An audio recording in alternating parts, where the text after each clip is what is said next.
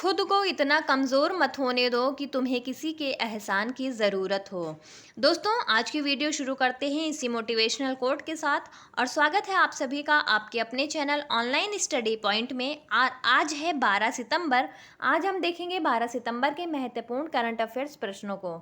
दोस्तों, अगर आपने अभी तक हमारे चैनल को सब्सक्राइब नहीं किया है तो फटाफट सब्सक्राइब कर लीजिए और साथ ही बेल आइकन ज़रूर दबा लीजिए ताकि हमारे वीडियोस की नोटिफिकेशन आपको मिलती रहे। चलिए शुरू करते हैं आज के महत्वपूर्ण करंट अफेयर्स प्रश्नों को। आज का पहला सवाल है, हाल ही में यूएस ओपन 2023 का पुरुष एकल खिताब जीतने वाले नोवाक जोकोविच किस देश के खिलाड़ी हैं? दोस्तों, इस प्रश्न में दो बहुत ही महत्वपूर्ण प्रश्न अंतर्वलित हैं। जैसा कि पहला है, यूएस ओपन 2023 का पुरुष एकल का खिताब किसने जीता है? तो यह जीता है नोवाक जोकोविच ने। अब प्रश्न यह उठता है कि यह किस देश के खिलाड़ी हैं? तो दोस्तों, इसका सही जवाब है ऑप्शन ए, सर्बिया। नोवाक जोकोविच सर्बिया देश के खिलाड़ी हैं जो बहुत ही फेमस टेबल टेनिस प्लेयर हैं। ये हैं नोवाक जोकोविच अपनी ट्रॉफी के साथ। नोवाक जोकोविच ने 2023 यूएस ओपन में अपना 24वां ग्रैंड स्लैम खिताब जीतकर टेनिस में एक ऐतिहासिक उपलब्धि हासिल कर ली है। सर्बियाई टेनिस स्टार जोकोविच ने आर्थर एश स्टेडियम में पुरुष एकल फाइनल में रूस के डैनियल मेदवेदेव को 6-3, 7-6, 6-3 के स्कोर से हरा दिया है। इस जीत के साथ 36 साल के नोवाक जोकोविच अब इतिहास में सबसे अधिक ग्रैंड स्लैम टेनिस खिताब जीतने के मामले में मार्गरेट कोर्ट के साथ बराबरी पर आ गए हैं। तो दोस्तों, यह बहुत ही महत्वपूर्ण प्रश्न है, इसे आप लोग जरूर याद रखिएगा।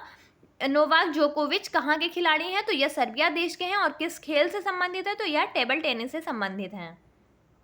बात करें सर्बिया देश की तो इसकी राजधानी है बेलग्रेड। राष्ट्रपति हैं अलेक्जेंडर बुसिक। प्रधानमंत्री हैं यहाँ के एना ब्रानाबिक और इसकी मुद्रा है सर्बियन दिनार। देख लेते हैं 2023 में दिए गए कुछ अन्य प्रमुख खेल पुरस्कारों को। रणजी ट्रॉफी 2023 का खिताब किसने जीता है? सौराष्ट्र यानी गुजरात ने। हॉकी एशिया कप 2023 का खिताब भारत ने जीता है। ऑस्ट्रेलियन ओपन 2023 का खिताब नोवाक जोकोविच ने जीता है। और आईसीसी अंडर 19 विश्व कप 2023 का खिताब भारत ने जीता है। दोस्तों, ये सारे ही स्पोर्ट्स अवार्ड बहुत ही ज़्यादा इंपॉर्टेंट है। प्लीज़ आप लोग इनको बार बार रिवीजन करते रहिए और इनको नोट डाउन करके एक जगह कलेक्टिव रूप से लिख लीजिए, ठीक है? तो इससे आपको रिवीजन करने में बार बार आसानी रहेगी। चलिए देख लेते हैं अगला सवाल। हाल ही में कहाँ दुनिया के सबसे ऊंचे लड़ाकू हवाई क्षेत्र का निर्माण शुरू किया गया है? इसका सही जवाब है ऑप्शन ए, लद्दाख में। सीमा सड़क संगठन यानी बीआरओ लद्दाख के न्योमा में विश्व का सबसे ऊंचा लड़ाकू हवाई क्षेत्र बना रहा है। रक्षा मंत्री राजनाथ सिंह 12 सितंबर 2023 को जम्मू के देवक ब्रिज पर इस परियोजना का आधारशिला रखेंगे। दक्षिणी लद्दाख का एक प्रमुख गांव न्योमा पहले से ही 1962 में स्थापित एक भारतीय वायुसेना बेस और एक उन्नत लैंडिंग करता है, एएलजी की मेजबानी करता है। दोस्तों, इसे आप लोग याद रखिएगा। विश्व का सबसे ऊंचा लड़ाकू हवाई क्षेत्र कौन सा बन रहा है? तो यह बन रहा है लद्दाख में।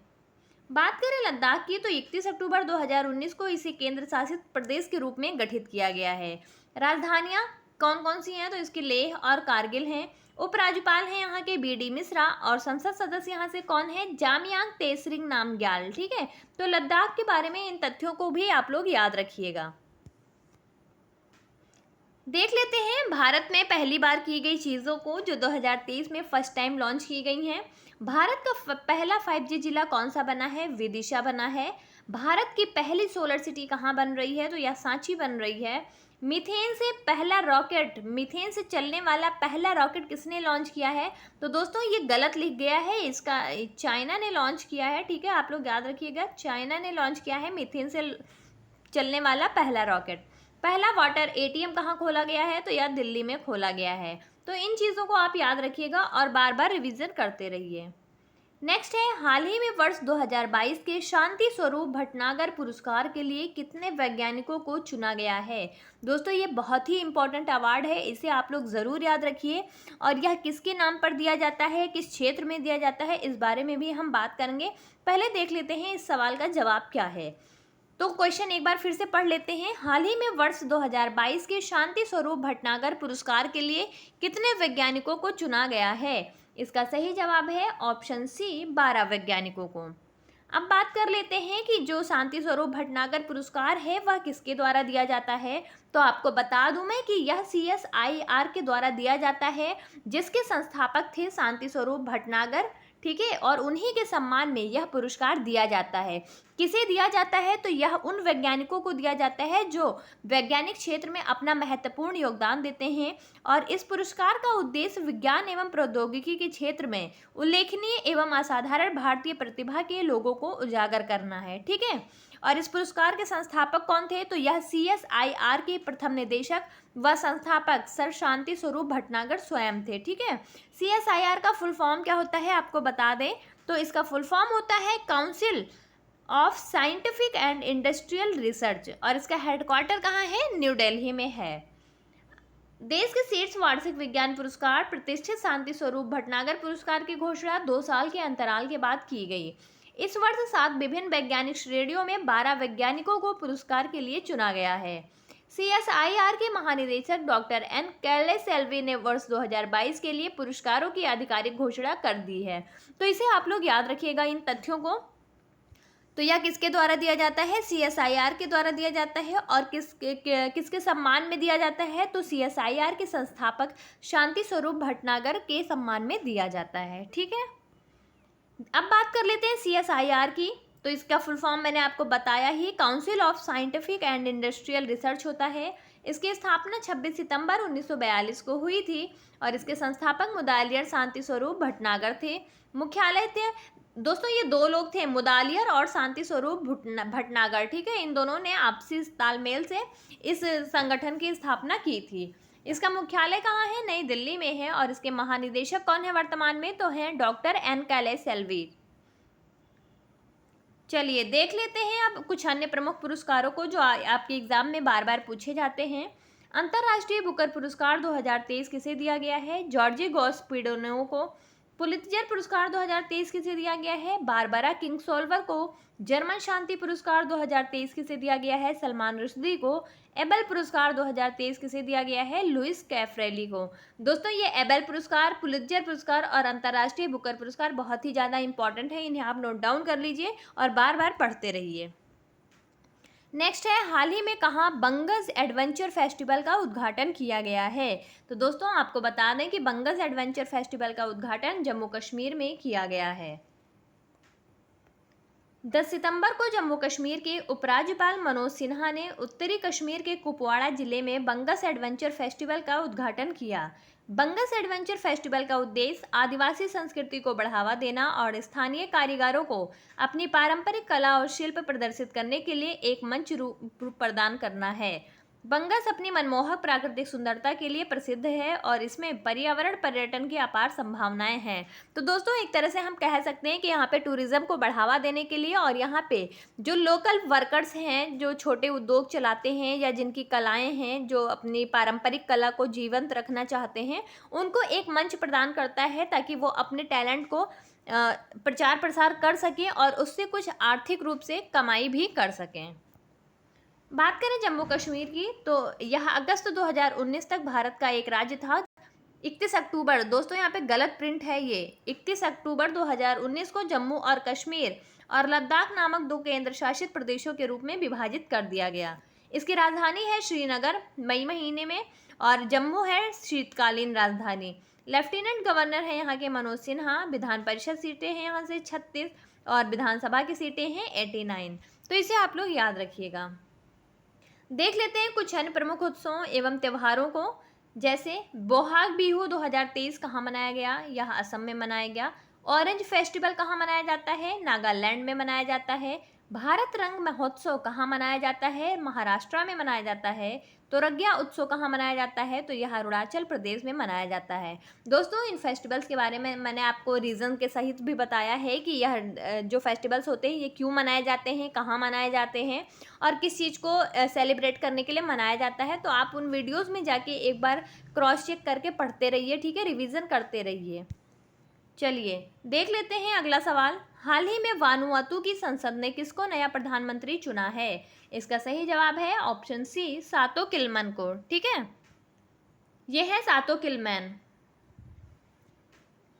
राजनीतिक बदलाव के बीच वानुआतू की संसद ने सातों किलमैन को प्रधानमंत्री चुन लिया है। यह निर्णय एक अदालत द्वारा किलमैन के प्रवृत्ति के खिलाफ अविश्वास प्रस्ताव को बरकरार रखने के बाद आया है। पूर्व प्रधानमंत्री और पीपुल्स प्रोग्रेसिव पार्टी के नेता सातों किलमैन ने पक्ष में 27 वोटों के साथ स्थान हासिल किया है। ठीक है दोस्तों, तो इसे आप लोग याद तो रखिएगा।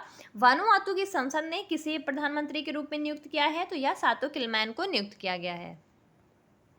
बात करें वानुआतू की, तो यह एक द्वीप समूह है जिसमें 83 द्वीप हैं लगभग, और इनमें से 16 द्वीपों पर लोग रहते हैं, यानी यह बसा हुआ द्वीप है। इसकी राजधानी है पोर्ट विला, जो एफेट द्वीप पर स्थित है, और यहाँ की 3 आधिकारिक भाषाएं हैं, जैसे पहला है विस्लामा, अंग्रेजी और फ्रेंच।